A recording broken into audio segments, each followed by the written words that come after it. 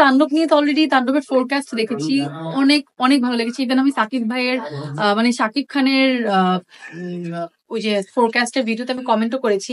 আমার কাছে খুবই মানে ওনাকে যত দেখছি ততই মনে হচ্ছে যে সে নিজেকে বারবার চেঞ্জ করে নিজেকে ভেঙে নতুন একটা জায়গায় সে নিয়ে যাচ্ছে নিজেকে।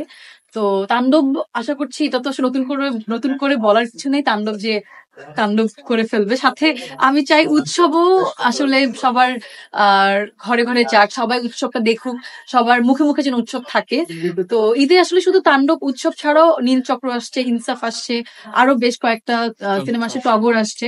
তো এগুলো সবাই দেখবে। আমরা যদি বাংলা সিনেমাকে সাপোর্ট না করি তাহলে হচ্ছে যে আসলে পিছিয়ে যাবে।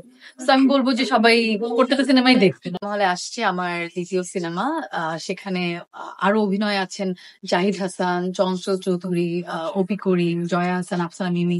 তারা মানে তাদেরকে নতুন করে কিছু বলার নেই, তারা এক একজন লিজেন্ড মানুষ। তো তাদের মাঝখানে আমি উৎসবে একটা চরিত্র করার সুযোগ পেয়েছি।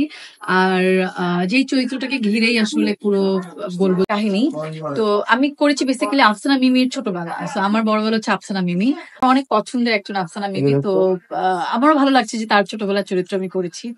আর উৎসবটা এখনো যেহেতু কোনো ট্রেলার বা কিছু আসেনি, তাই আমি বেশি কিছু বলতে পারবো না। কিন্তু আমি বলবো উৎসব একটা পারিবারিক ছবি, যেই সিনেমার ট্যাগলাইনই হচ্ছে পরিবার ছাড়া দেখা নিষেধ।